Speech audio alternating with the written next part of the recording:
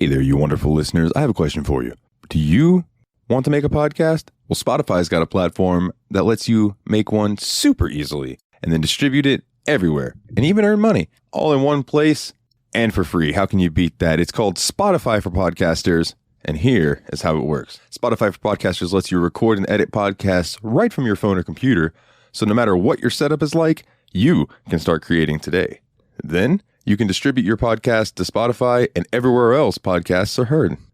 Video podcasts are also available on Spotify. And when you want to take conversations with your fans to the next level, there are Q&A and poll options available, and those are the best way to get them talking. With Spotify for Podcasters, you can earn money in a variety of ways, including ads and podcast subscriptions. And best of all, it's totally free with no catch. Ever since I've discovered Spotify for Podcasters, it has made doing my shows like the Steam Machine Podcast, Yabs Pod, and the JRPG Report much, much easier to do. Like being able to just go on there, record them, upload it, boom, it's done. I don't have to pay for a site service to host or anything like that. It's fantastic. So I highly recommend that you give it a try. Download the Spotify for Podcasters app or go to www.spotify.com/podcasters to get started today. This week on the Steam Machine Podcast, hey guys, you know that game Uncharted that was like based on Tomb Raider? So like what if we took Uncharted and then we made it a Tomb Raider game based on Uncharted instead? Cue the music!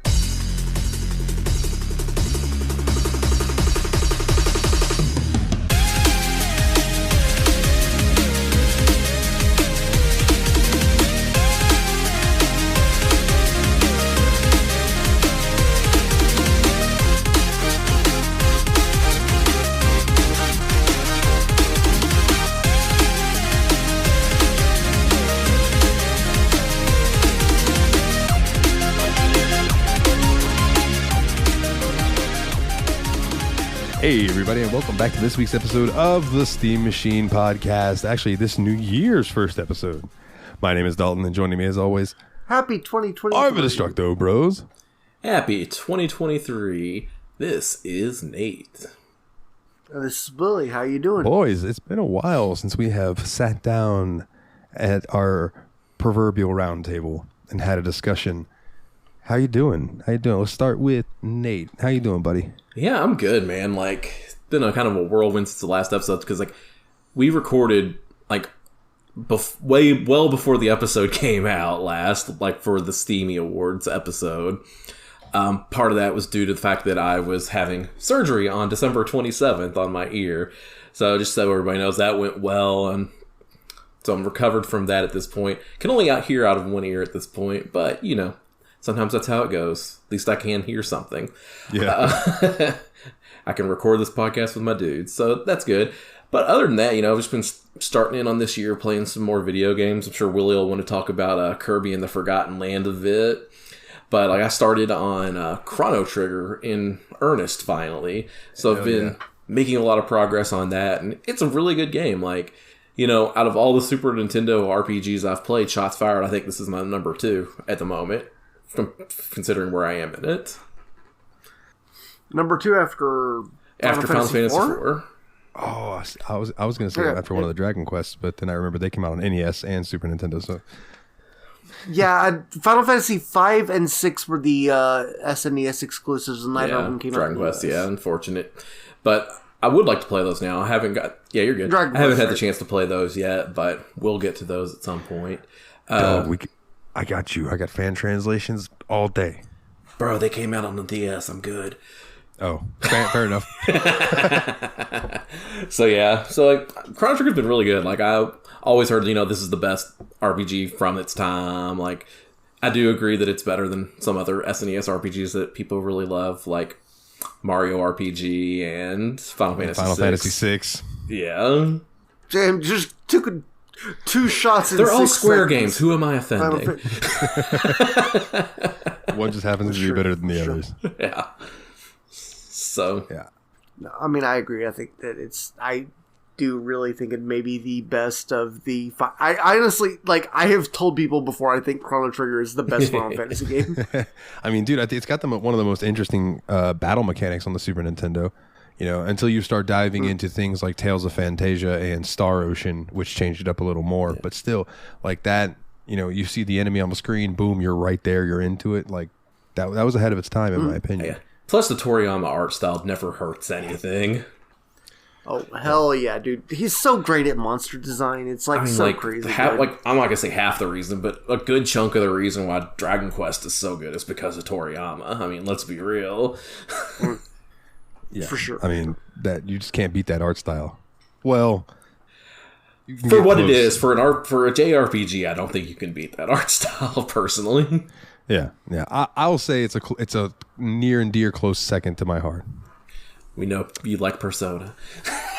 I do really like the Persona art style in all of the Persona games. Like, I just really like that art style. But that's Atlas and Sega. Yeah, it's a whole other world. And I plan on starting Persona 5 because that is our New Year's resolution for the Steam Machine podcast is to play Persona 5.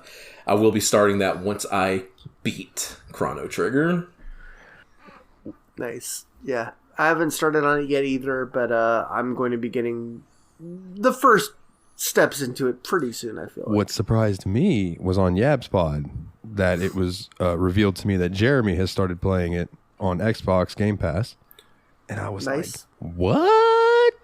See, the thing, though, is I feel like Jeremy's just going to play it just to say bad things about it and actually have his opinions just to piss you off on episodes of Yab's Pod. And I am absolutely sure, because I asked him, I was like, what do you think so far? He's like, oh, it's kind of boring. And I was like, how far are you in it? And he told me. And I'm like, okay, well, you're still in like the tutorial month. Like the first month of the game is like the tutorial area. And then when you get out of that, the game slowly starts to open up more until you can do whatever you want for the most part. But I was like, you motherfucker, don't even. I know. I'm just waiting for that explosion of emotions on an upcoming episode of Yab's Pod. That'll be the straw that broke the camel's back. All the things that he's pissed me off about. that'll be the one that just drives me over the edge. Yeah, I've got to say that Kirby and the Forgotten Lands has been just a fantastic game.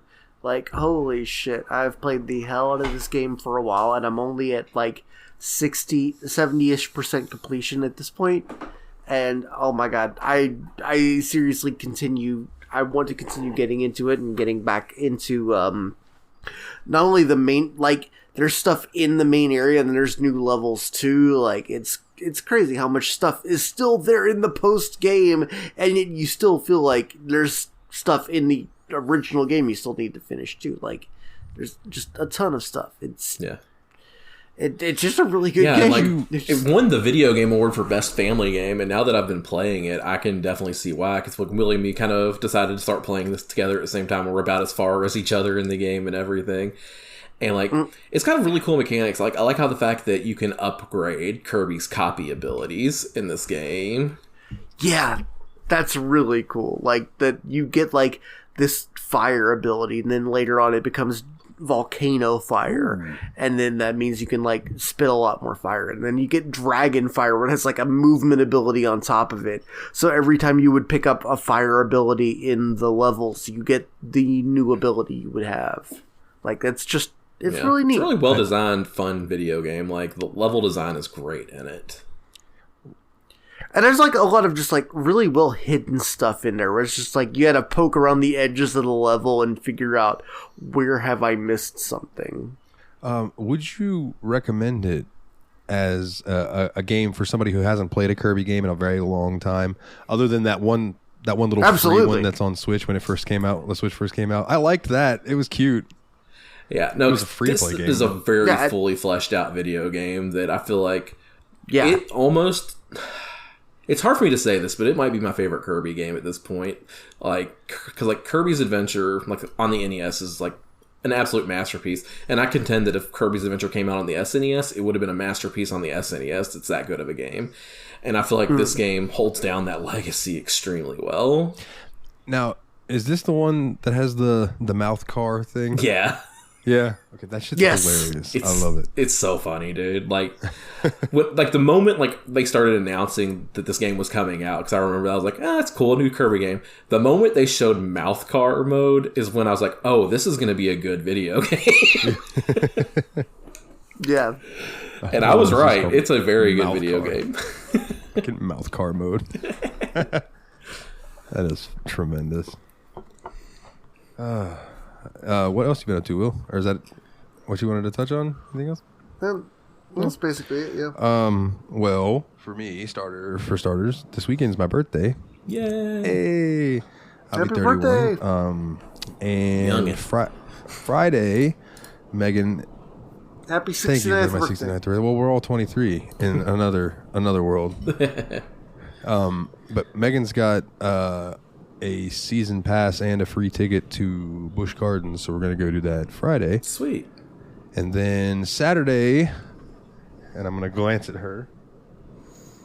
I don't know what we're doing, but she's got something planned. There's a reservation involved, and I have literally zero clue. Because I honestly assumed whatever was happening Saturday that was gonna be Busch Gardens, and I was wrong. So we'll see.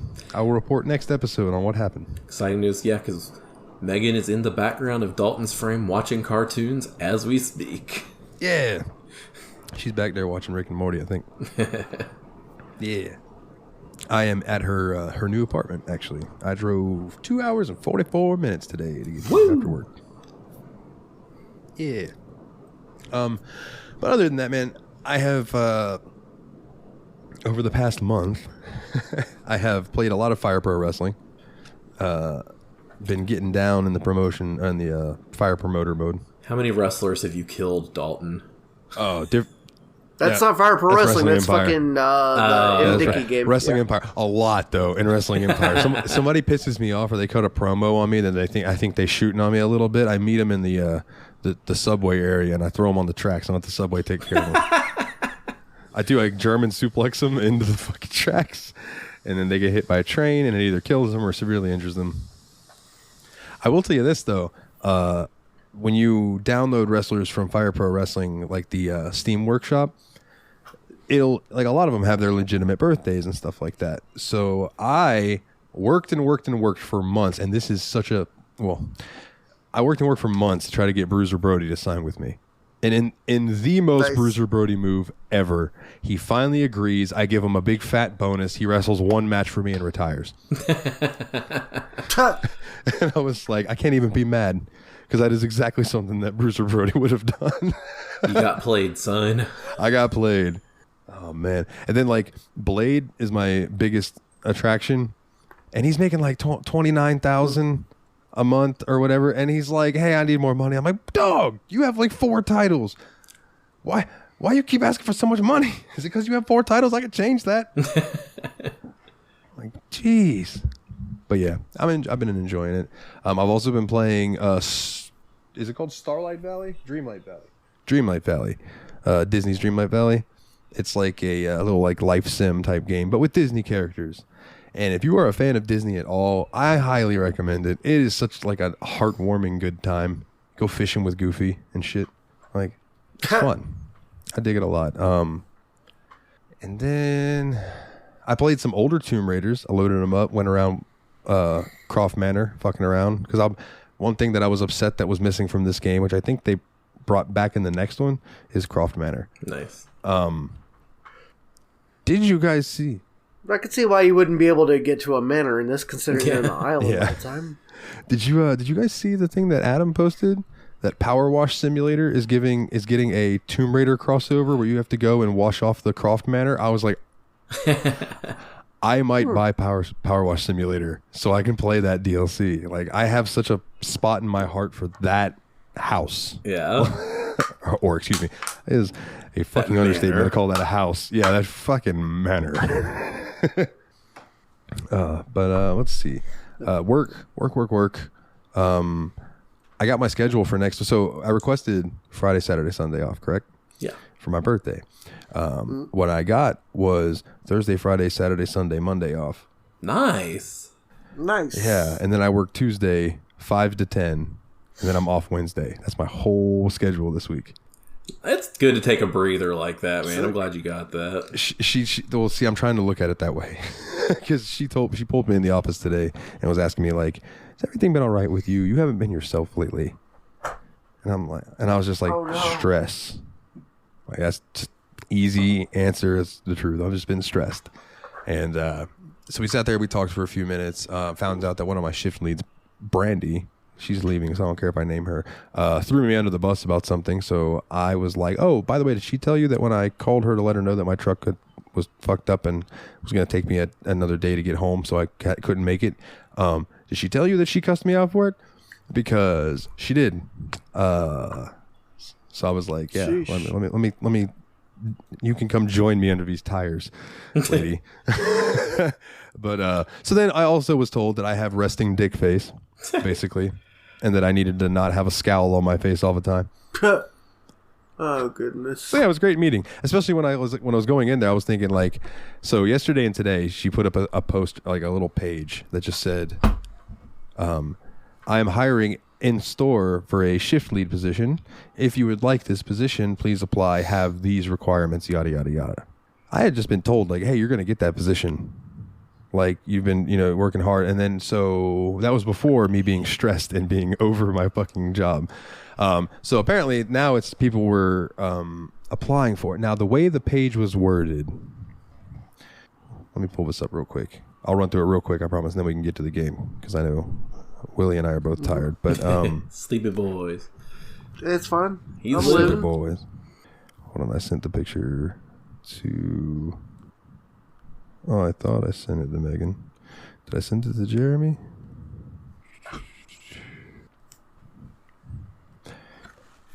Ba-da-ba-ba-ba. I'm finding it. Yeah, here we go. Here we go. I will be doing interviews for the SFL position for qualified applicants on January 17th and January 18th. Please fill out an application at the Jobs tab in StoreNet. If you need help, please see Trisha or Jessica for guidance. Internal qualifications. Now, let me pause here.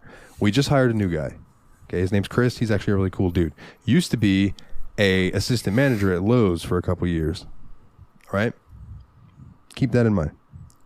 Okay. Internal qualifications. 3 months prior work experience with Walgreens with no written disciplinary action within the last 12 months or 1 year of prior leadership, supervisory, or retail key holder work experience.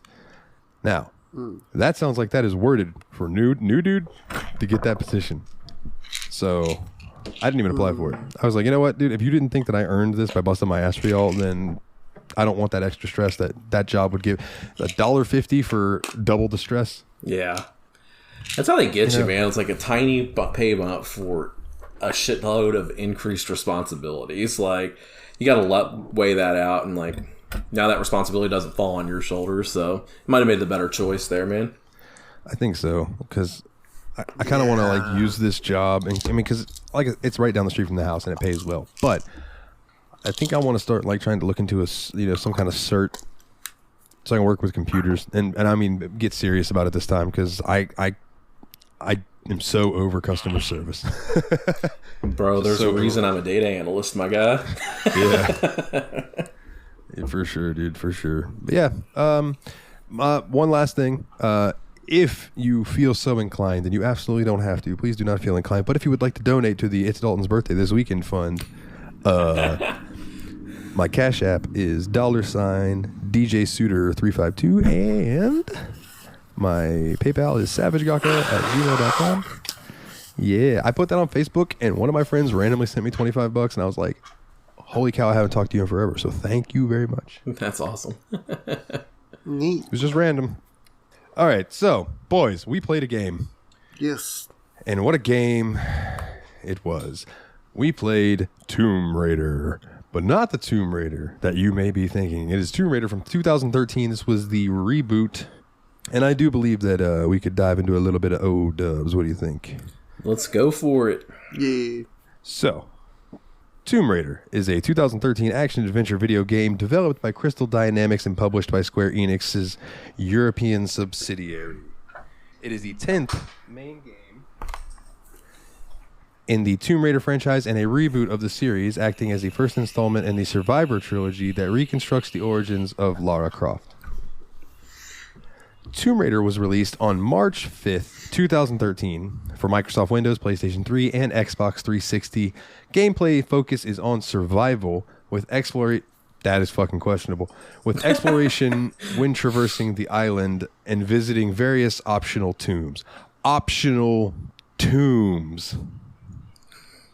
It is the first game in the main series to have multiplayer. The first game in the series to be published by Square Enix after the latter's acquisition of Eidos Interactive in 2009. Now, boys, I have some opinions, so I would like to hear y'all's first. Opening thoughts. When you first loaded up the game, you started playing it, what were you expecting versus what you got? Yeah, personally, I went into it with not a whole lot of expectations because, like, Tomb Raider wasn't a series that I'd actually ever really played a whole lot of growing up.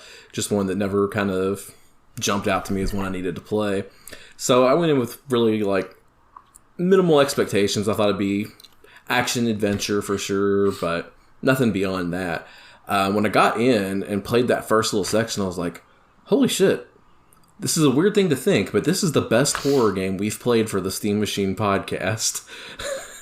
Like, that whole intro section, I swear, was out of a horror game, and it was, like, better than any horror game we've played for the show. So I was like, I went in super impressed with that, but I was like, is this Tomb Raider? Am I playing the right video game? Yeah, and I will say real quick, Willie, before I ask you what you thought, Tomb Raider has always done a good job of atmosphere, and there have absolutely been times in even the older series where just like the anxiety of what could happen to you at any moment would scare you. Like there's a moment in Tomb Raider 2 that my dad tells a story about it. If I was at home, I'd bring him in to tell the story. But like he was playing Tomb Raider 2 middle of the night. It was the weekend. He's sitting in front of the TV in the living room when we lived in Jacksonville. I'm a little kid in bed. He's got his headphones on. He's in this area where he knows there's some tigers that are going to jump out at him. And he said the music's building up and he hasn't gotten to the tigers yet, and he's just anticipating it and anticipating it. And my mom taps him on the shoulder and he jumped 5 feet off the fucking ground. Threw his headphones off, freaked out. So I can definitely see that. But yeah, the beginning of this game, and we'll touch on that more in a second. But so Willie, your first impressions versus like expectations versus impression. Then I had a very similar idea where it's like I got into it really early on and I'm like, wait, this is getting really cinematic. It's getting like, I don't know, like I thought I remembered the Tomb Raider games being like a little bit more freeform than this. Like I thought they were like more like you do backflips and you shoot at shit. And I was like more along the lines of like, oh shit, I'm just like walking forward very slowly. Like, I don't know, like, it seemed like the game lingered on Laura getting injured a lot. Like, it's like, oh, here's a spike going through your spine. Or not your spine, but, like, through, like, the right side of your body. It's like, oh, now you're hurt. Everything's so sad. You're fucking injured. And it's like, I don't know, I felt like the game almost delighted a little too much early on in being like, hey, we're hurting this girl. Yeah, and honestly, this game was supposed to be like the gritty. So in the era that this came out, everything was getting a gritty reboot. You know what I mean? The PlayStation 3, Xbox 360 area, everything had that muddied look. Everything was dark and gritty. Yeah, because it was like The Walking Dead and things like that were coming out, and so it very much though is not realistic for Laura to fall from the height that she did, have a piece of rusty rebar go through her side, in the back and through the front. Yeah. She then pulls it out and not only does not bleed out or die from that wound, but then ends up in some fucking river of blood, piss, and shit or something, and that doesn't cause any kind of infection. Whew. I was...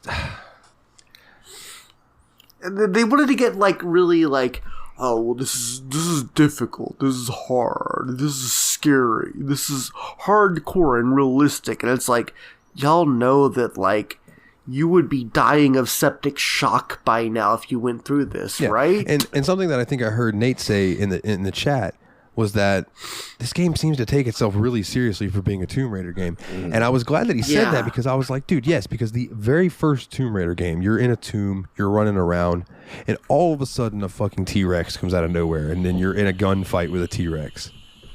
See, that's what I want from Lara Croft.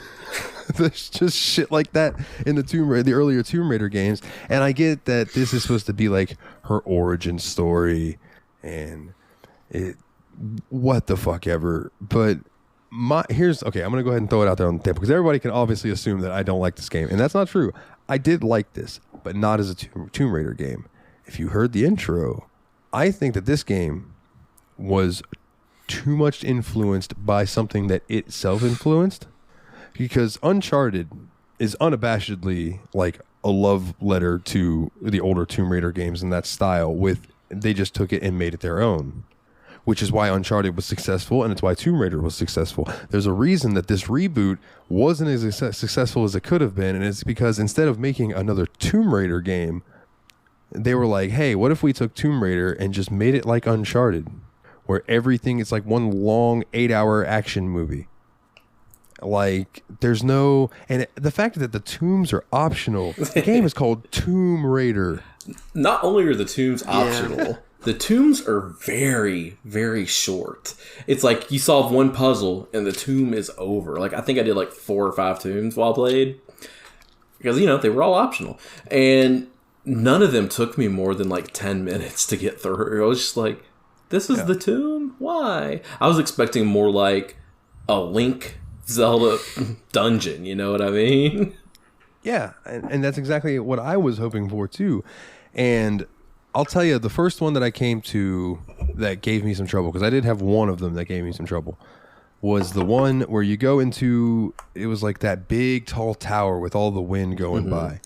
And you had to raise that platform, or you had to shut the shutters, raise that platform, and then wait at the perfect time, jump on the platform as it swung up so then you could jump and attach yourself to the wall on the other side. Yeah. The timing of that took me a while. But once I did that, I was like, holy shit, what else is this thing going to throw at me? Do I need to come back later? And I got to where like I shimmied around, dropped down, and it was over. Yeah. Like, really? Yeah, because like... Really? It wasn't hard. It was just... awkward timing puzzle, because like that one in particular is one I was think of a lot too, because like it wasn't like a difficulty thing, it was like a just guess the game's timing of what it wants you to do here. Yeah, and you had and this game does have bat vision. I mean, survivor vision, where you can, and you have to be standing still, which is what it is. But I guess it helps for hunting boar and things like that when you need to cook meat. Did either of you like find it necessary to do any hunting? No, I think it. No, I don't think really. it was necessary at all. I think it was just another way to farm experience points. Honestly, I think they kind of posed it early on in the game. It was like, this is something you're going to have to do throughout the game, is kill a deer and skin it and eat it. But you could probably not do that one time after doing it for the story purpose of that first one, and nothing would happen. Yeah, like after that, there were like a few times that I'm like, oh, look, a boar. And I would shoot it with my bow or something. And that was it. Like, but I never felt the need to go like seek out something to kill and eat. No, I don't think there was any need in the game for it. So let's try to talk about some positives of the game. The game looks good. Yeah, I turned it up to PC. ultra high on mine, and I thought it looked pretty damn good for a game that came out in 2013, for sure. Yeah, for sure. And honestly, the gunplay and the battle, like the fighting mechanics, is good for what it is. Does get repetitive in my opinion, but the aiming and stuff at least was like she aimed where I wanted her to. I will say some of the older Tomb Raiders was not always what happened. I feel like this game had a very similar battle system to Control, and I thought, Dalton, don't hate me, I was going to say it was slightly... But bad. It was bad. I was going to say it was slightly Control. better than Control in the battles. I don't know. I really had a very bad time, like, pointing my weapons at things in this game. I didn't enjoy it The only time all. it bothered me... Like, I've tried to play more of a stealth game, because, like, you could sneak up on the enemies before they even knew you were there. So, like, I actually kind of enjoyed sneaking up and... Yeah, but then they just, like, they run up on you, and then they just stand there and look at you for a minute, and you're like, oh, I guess I'm supposed to point my gun at them and shoot them or whatever. It's just... They felt like they really badly replied to your actual actions in the game. Yeah, and did you guys feel that like they would get the action going, right? Like you would have a good battle, and then it would feel like it would like jump to a cutscene where you had to do a quick time event or something, and it was just like I felt like it would break that stride that you had going too. Like, I do think that the quick time events were very badly placed in this game as well, but like I don't think that's exactly part of the combat. I think that like Those were both separate failures. Well, fair enough. Since we were trying to talk about positives here, another one I thought was a thing of positive.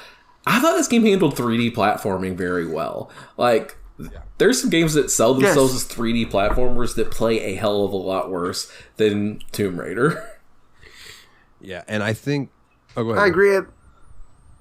I was gonna say, like, once you picked up the axe for the first time, and it, like, you were actually the climbing axe, not the prying axe, but the climbing axe. Like, I really did think that opened things up in a really fun way that, like, felt really good.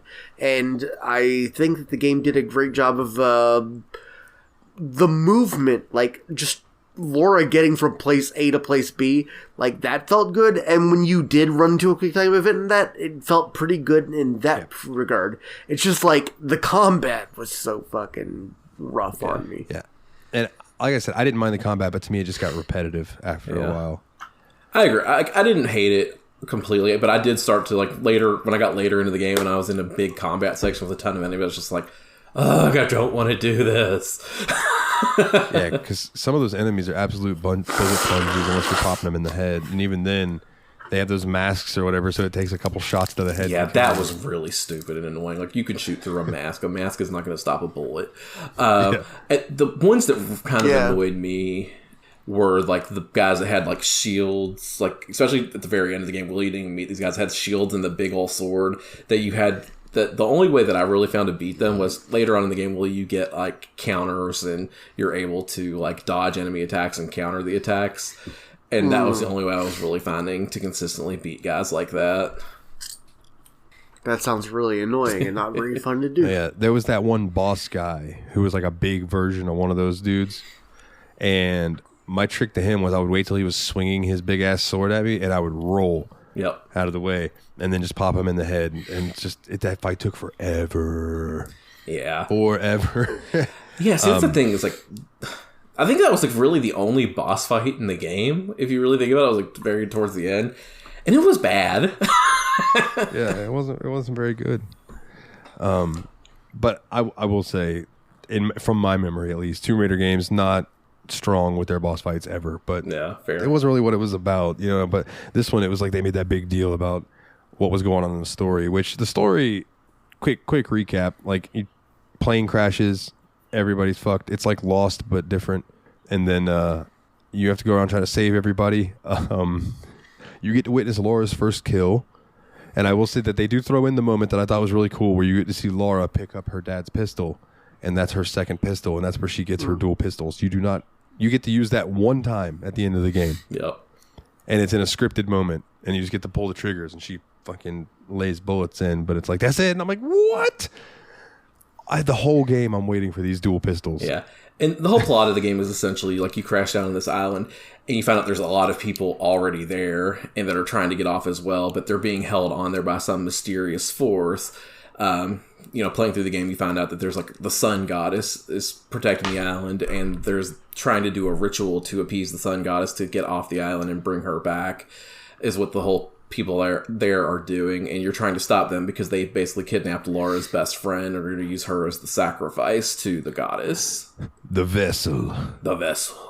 Yeah, and the main villain guy, I forgot his name already. He wasn't extremely... Matthias, thank you. Matthias? Yes. Not extremely... Oh, is he the main villain? Because he's the guy you meet 1 second into the game, and he's obviously the main villain the moment you meet him. Yeah. Cool. Okay, this game just sucks.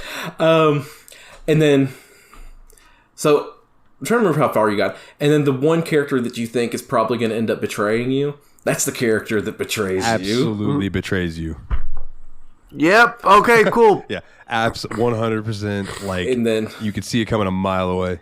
Yeah, and because we're not going to go into plot details, because that was pretty much a plot summary of the game. You're trying to stop this ritual from happening and save your friend and find a way off the island.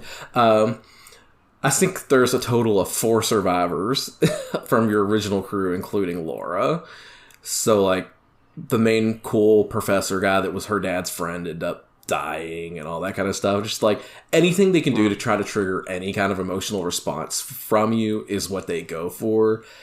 It like you said, this is an 8-hour-long poorly scripted action movie, essentially. Like, I think this could have done better as a television series on AMC running alongside The Walking Dead. Yeah. I agree with that. And also, like, I don't know where they got this idea to make all of the death scenes for Lara, fucking brutal. Did you see some, like, when you're in the river and that fucking jagged piece of wood goes through her chin and out the top of her head? Like, yeah. Like, oh my God. Yeah, I felt like someone was getting a little bit too into those kill scenes. My opinion, the game in general, is I feel like they were just trying too hard in a lot of ways, story regards. The thing that could have made this game a lot better, in my opinion, is just having an ounce of levity anywhere in the game. It is a game that took itself way too seriously the entire time. Like, this is Tomb Raider. It's meant to be kind of silly. They, like Dalton said earlier, this was the area of gritty reboots, and that is exactly what they went for. I'm glad, because I feel like we're moving out of that kind of era now where I don't think people are into that anymore. Thank God, because it got real old real fast. Just everything's dark and mysterious. Here, time for a gritty Looney Tunes reboot. You knew it was coming if it lasted long enough. So it is our drugs, Lunas Tunis. So, yeah, I'm glad that era kind of died down, and it's a bummer that this did come out in that era, because I think 5 years after this, it would have been a better scripted game.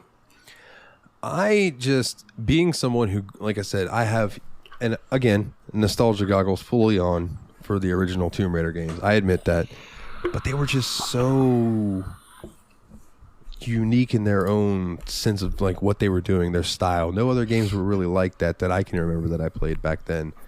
And then to play this game, and this just made me think of Uncharted, not Tomb Raider. That bothered me. Yeah. I'm like... Yeah, it felt like there were 3 different fucking stories that wanted to get themselves out in this game. Like, the idea of Lara Croft learning to survive on her own was one thing. The idea of this, like, weird, like, cult fucking story, this was the worst part of the game by far. Like, seriously, the cult of, like, the basic Himiko cult or whatever, it sucked. It wasn't fun. It wasn't interesting. It was nothing. That part sucked. And then, like, fucking, I don't know, just, like, then you give us Lara Croft as a hero, and that's fun. Like, when she's scaling up the, like, ladders and shit, and when she's, like, moving along in the game, it's fun. That shit's fucking cool. So, you're right. Like, I agree, because, like, I think they concentrated on all the wrong parts of the game. They gave us a lot of fun parts with the platforming and Laura upgrading her items. It's like, it was really cool when you went, I don't know if you got this far or not, Willie, but there was a part in the game where you would get a rope you could attach to your bow, and you could shoot this rope into, like, the other side of a cliff, and then you could climb across the cliff using the rope that you had shot with the arrow. So there were That's like neat. a lot of cool mechanics like that in the game that were the highlight of the game for me. Just like anything to do with platforming, anything to do with adventuring and exploring, great. 2 things. One, a critique. One, a thing I wish that they would have done. The first one, did it pull you out of the realism any when little Laura could fire an arrow with a rope attached to it into, like, a building that had some rope tied to the side of it, and then she could just yank on that rope and it would just pull down the whole fucking building? Yeah, it was kind of silly. Like, the way the buildings fell apart in this game, I get it that they're ruins, but they've been standing for at least 100 years, and people have been living on this island the whole time. Like, why is everything just falling apart the second Laura gets there? Yeah, and Lord help her if she needs to cross a bridge. I don't think I crossed one bridge without something fucking falling apart. Like, it was ridiculous. Yeah. But then I would like to, like, with this same style of gameplay and maneuverability, I would have loved a more open world-esque style game, but not, like, locked on this little island with this story going on. It's like, dude, give me, like, you're Lara Croft. You are now near Machu Picchu, and there's all of these places for you to explore and go find. You have this little open world. Go in there and be Lara Croft. Like that. that would give me boners. Two of them. I think, and this is my opinion on it, that the approach for like a Tomb Raider game that I think would be good would be a lot more like Breath of the Wild, where with the caveat that there are less, you know, the little tombs, but like just a few, well, maybe a bunch of big tombs that Laura could explore and find the stuff in. Because I just think that she has the maneuverability and moveset to do anything that Link could have done in Breath of the Wild, and it would be a really interesting way to use her mechanics in a way that didn't feel just like forced, shitty combat. Yeah. Like, give me a tomb that takes me 2 hours, not 5 minutes. Yeah. The fact that I can load up Skyrim and go have a more akin relation to the original Tomb Raider games than I can this Tomb Raider game just makes me very sad. Yeah. Very sad. And then when you actually did progress into a new area and you were like actually fighting through the fucking, you know, the bad guys, it's just, it felt so bad. It did not feel like you were making a fun progress at all. It was just, I didn't mind so much when I was playing stealthily, like when I was sneaking up on people and taking them down with the quick time action to take somebody down. Or there was one section of the game I specifically remember where you were kind of like walking through a swampy area and there were a lot of guards with lights out looking for you. No one ever saw me. I just came up behind them, or I'd shoot them with an arrow from like 50 yards away. Like, that was really cool and fun for me. But like you said, any time where it was like actually just head-on combat with anybody, it kind of sucked. And here's another thing I thought was weird about the battle mechanics. We keep coming back to it because there's so much weird about it, honestly, was the fact that you don't really like have a health bar or anything like that in this game. You can take a few hits, is essentially what can happen. But if you can find a place to hide, Laura just recovers. Like, you can like shoot for a little bit, hide behind something, and if nothing hits you for a while, you go back basically to full health if you just hide for a few seconds. So like, I thought that was kind of scuffed. So that is straight out of Uncharted. Yeah, that's how it works in Uncharted as well. And here's the canonical explanation of that in Uncharted. The more you get hit, quote unquote, with bullets, the screen starts to go almost black and white, right? And then when it finally goes full black and white, Nathan Drake dies. What that symbolizes is all those bullets are barely grazing him and missing him. And then when you finally, when you die, that was your luck running out, and you finally got hit with a bullet that killed you. And that's okay. That makes a lot of sense. That's the explanation for it. But there is no explanation like that for Lara Croft. No, she can take rusty rebarb straight through her, no problem. Wade through some piss and shit. No, fine, no infection. Yeah. I mean, yeah, like I don't really know how much more I have to say about the game itself because, I think we've kind of covered it. Like, I think I probably liked this more than Willie. I'll say that much. I might have liked it more than Dalton. We'll see when we get to the score ratings, but yeah. I'll give it credit for being fun to play, but it just didn't hold me. It didn't stick with me. But I did enjoy climbing around and jumping and, climbing ropes and all that. The problem for me, though, is like, if I were not playing this game for the show, I don't know that I would have made it far enough to get to some of that more fun platforming that I was describing. Because I probably would have been like played like 3 or 4 hours of like, yeah, I think I'm about done with this one and moved on to the next thing. But because we had some time, I was like, yeah, I'm going to try to go ahead and power through and beat this one. I don't regret it, but I could have played more Chrono Trigger. Yeah, I feel that, man. Well then, you boys want to jump into ratings? Yeah, I'm down skis. Yeah, all right. Well then, let's start with who's probably going to give it the lowest score. Willie, what are you going to give this game?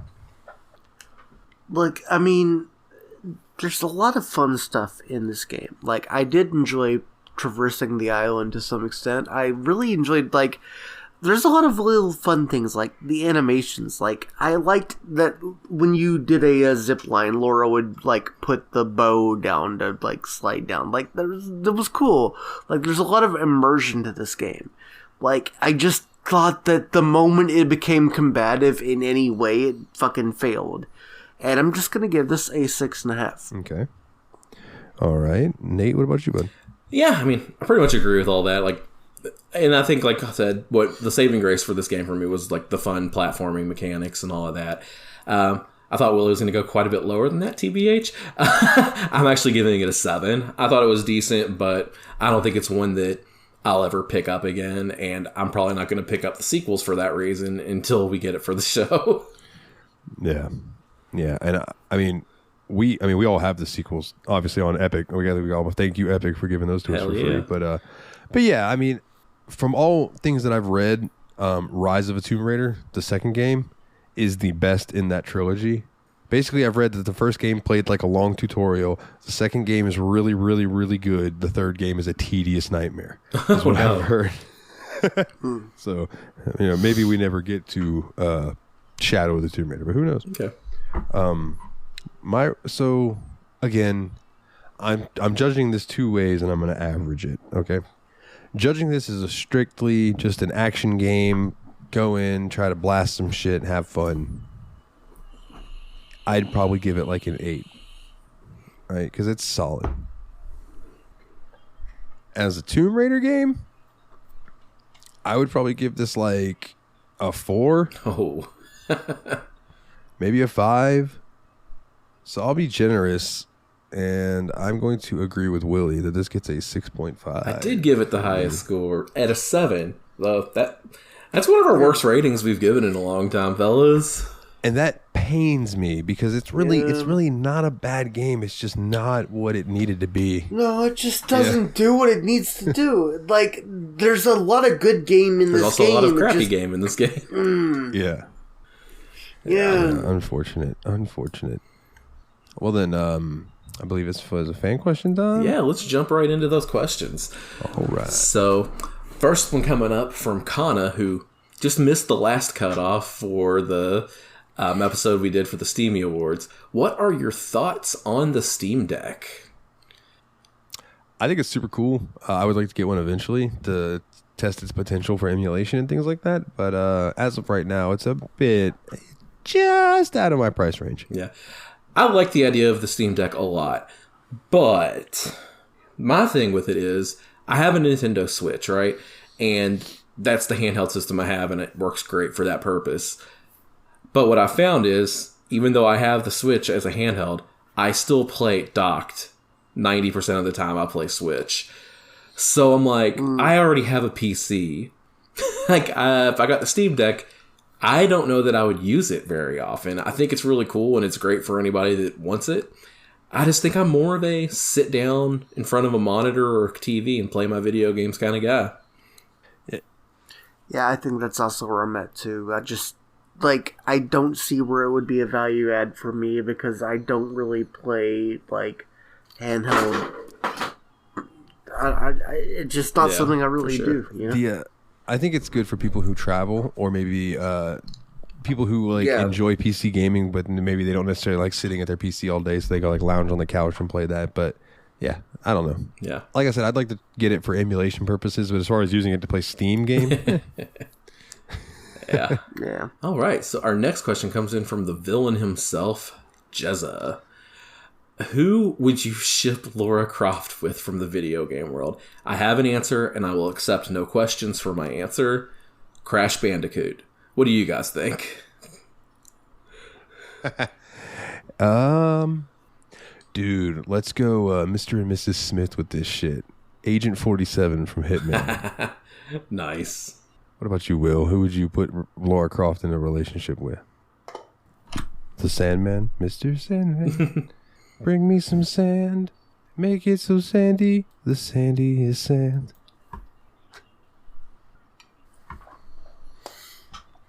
I'm not going to lie. Truncate's Island's going to take this out, but I was absolutely immediately expecting Duke Nukem or Doom Guy.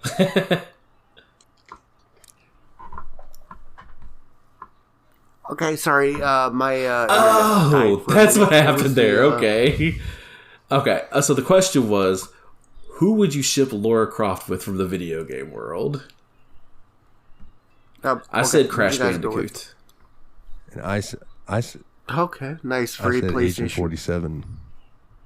Mr. Agent 47, Hitman. Okay. Well, clearly it would have to be Pierce Brosnan. Dude, that's a good answer. I love that one. Hell yeah. I'm down with that. I am proud of none of us said Nathan Drake. I would have been upset if any of us did, honestly. Yeah. It's like, that's the obvious answer. It's too obvious. All right. So for this question, this also comes in from Adam. I kind of wanted to approach this in a way that we each help build this team. So who would you put in an all-female Avengers-like team with Lara Croft? Oh, are you jumping around? Okay. Okay. So I have an initial answer who I would like to see like in an Avengers-like team with Lara. Because I think Samus from Metroid, like I think she would be a killer teammate for Lara Croft. I would like Cammy White. That's pretty good too. Sonya Blade. Sonya Blade, nice. So how many Avengers are we going? We can how many? We can do as many as we feel like. I'm just trying to think of like the best answers. Like, actually, I think Bayonetta would be a good pick for that team too. Bayonetta, yeah. all right. I don't remember her name, but maybe the chick from Mirror's Edge. I don't know that one. Nice. She's like a parkour chick, so she might help with things like that. Yep. Joanna Dark. Joanna Dark. Shit. Okay. Joanna Dark. That's a good pick. Shit. Like, there's some good answers for this question. Like, you could put together a hell of a dream team for video game characters. Oh yeah. Yeah. Dude, you know what? This just came to me. Okay, so the girl who plays Wednesday Yeah. could absolutely pull off American McGee's Alice if they ever did a live action version of that. That could be cool. I could see that for sure. Right. I'm trying to think of just like one more. Like, who's the Hulk of the situation? Like, my brain keeps saying Yuna, but like I don't feel like that would fit because she's like magic, and that's not the type of world that we're talking about. So, Dude, let's get Celes back in the gang. Celes from Final Fantasy VI. okay, yeah, we could. Yeah. Oh, no, you know what? Actually, no, if we wanted just to get someone who can double axe handle people, There Ayla you from go. Chrono That Trigger. is the Hulk of this team. Give her the shield and the sword. She'll be that guy. Hell yeah. All right. So this next one is another one from Adam that I don't really have a good answer for. Well, it is the best Tomb Raider game and Tomb Raider movie. Like I kind of mentioned earlier, I don't have a lot of experience with the Tomb Raider series as video games. I hate to say it, this is the best Tomb Raider game I've played through. And I don't think I ever watched any of the movies, TBH. All right. Well, then I will answer this one.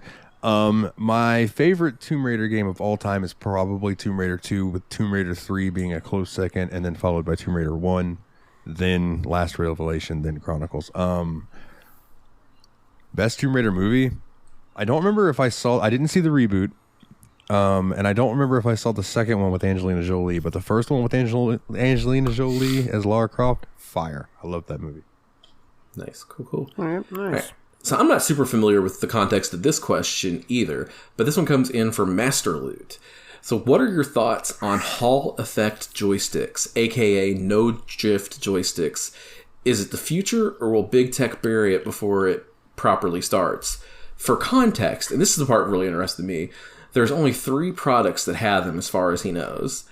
The Dreamcast controller, the Gillikit King Kong Pro 2, which I'm not familiar with at all, and then the Steam Deck joystick module. So if the idea of this is it's a joystick that doesn't end up with the bad drift like, say, Joy-Cons on the Switch, I would hope it's the future. I can see where you would think they'd want to bury it because then replacements become less necessary in the long run. But if they're already implementing this on something as, and I guess this is sort of mainstream, but kind of maybe it's just because of the world I live in. Like if it's on something as mainstream as the Steam Deck, I feel like other things are going to have to try to keep up.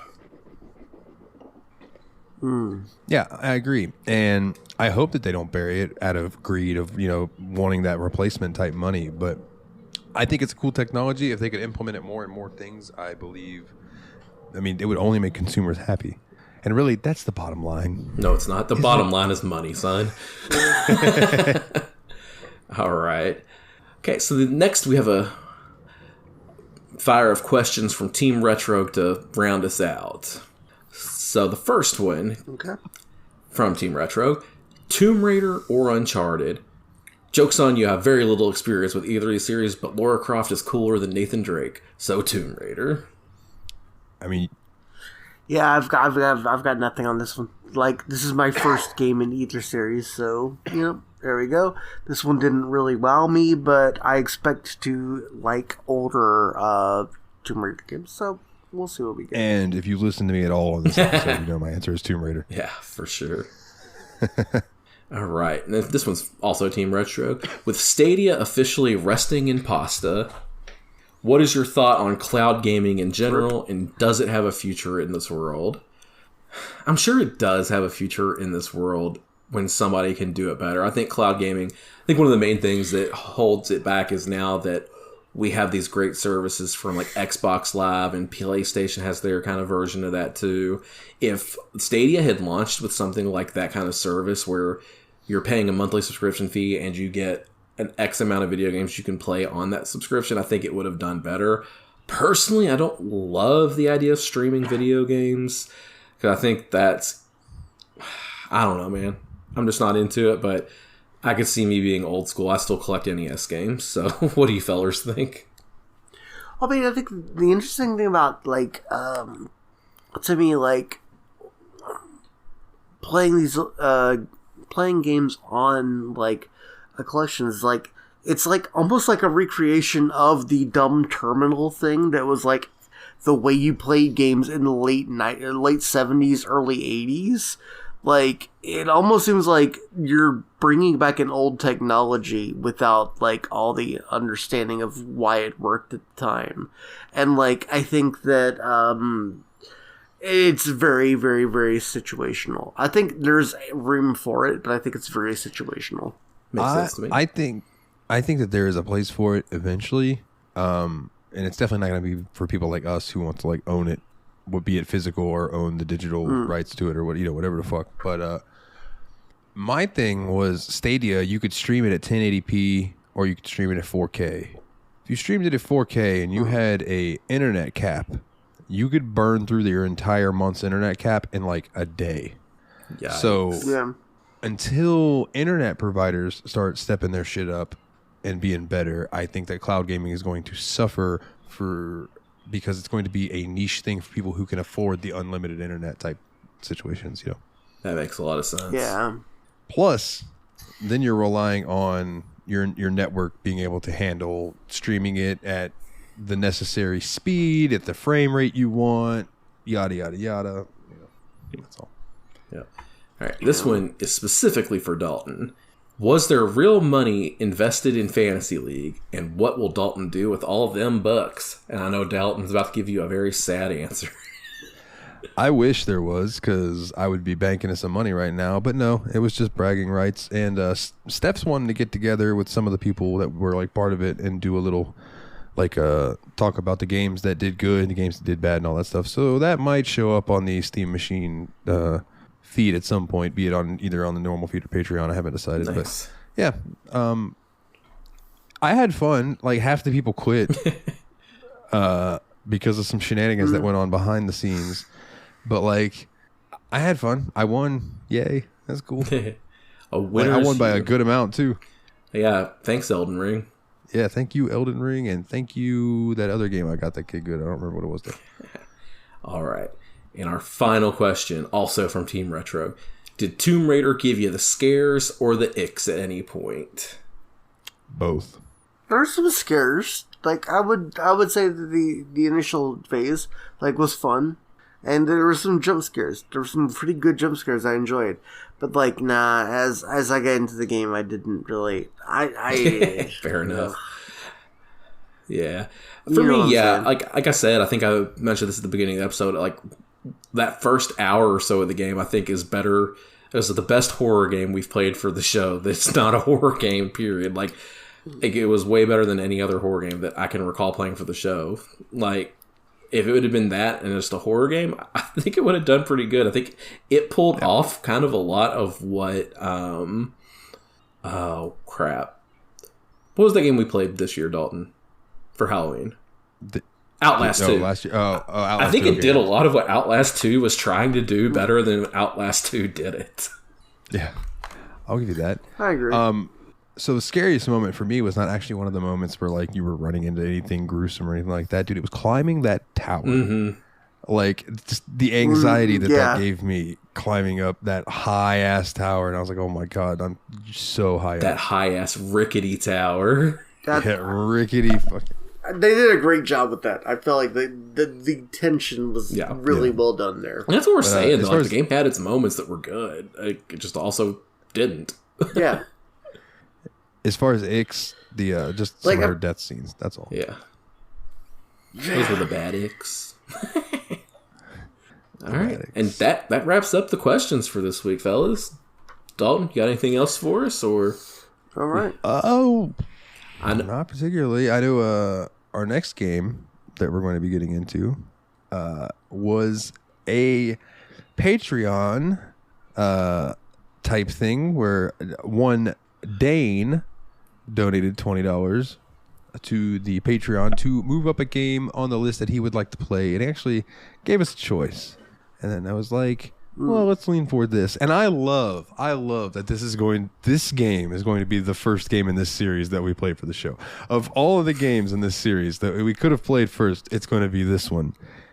And we're going to be playing Metal Gear Rising. No, Metal Gear not Rising Solid. Metal Gear Revengeance. Rising, Revengeance. I've seen like clips of this game, and this is one that I've actually wanted to play for a long time because it just has so much ridiculous same. shit in it that like I am beyond hyped to play this video game. Yeah, it's going to be fun as fuck. This is a nutcase game that this is a wild game. This is Kojima at his 1,000% Kojima-ist. And this is absolutely nothing like any of the other Metal Gear Solid games. Yeah. Which is gonna be fun though, because I love Raiden. People were, hit and miss with Raiden. I love him as a character, so I look forward to it. Let's see if I can do the rest of this shit by memory. If you would like to join us on the Discord, which is really the most important thing, is bit.ly/TSMP Discord, all capital letters. If you would like to join the Patreon and support the show, Nate, you the man. It is patreon.com/the Steam Machine Podcast. If you want to check out the website, which, let it be known, is far behind. That's my bad. Life's been busy. But that is bit.ly/the Steam Machine Podcast. You can leave us an iTunes and a Spotify review if you would. That would be sweet. You want a shirt? tsmpproductions.threadless.com. You like the show music? You want to check out some more of my music? nowthenightmare.bandcamp.com. Shout out to Yabs Pod, yet another BS podcast that I do weekly with my buddy Jeremy. And shout out to the JRPG Report, your family-friendly weekly and sometimes bi-weekly JRPG news show. Shout out to the patrons who donate, is it $10 or more? Yes, $10 or more to get their name shouted out on each and every episode, along with all of the other perks that comes with Nate Sir Cogsworth, the 7th of Juniper, Jeff, the original expendable, Mr. Syllables, old Jeffy Lube himself, Aries Sir Adam. Shout out to his podcast Revival and Extinction, who is under the Steam Machine umbrella, James the Steam Machine Hall, Monitor Hall, and Team Retro. Check him out on YouTube. He is also under the Steam Machine umbrella. Boys, is there anything that you would like to plug before we get out of here? Patreon shout out. Do we have one more? Do we have one more? Dane? Oh, did I not say Dane? Is he not on the list? No, you haven't added him to the list yet. Oh my God, Dane! Yes, Dane. Shout out to Dane. Dane is the man, and he is going to join us on the next episode. Which, by the way, I've already run some recording stuff by him, and we should be good as gravy as normal. Hell yeah! So, all right, boys. Nice. Well, welcome to 2023. It can only go up from here. And on that, well, I say that, and then we're gonna get another watch Revengeance just be terrible. I don't believe that for a minute. That game's gonna be rad. For the Destructo Bros, I'm Dalton, and as always, guys, take it easy.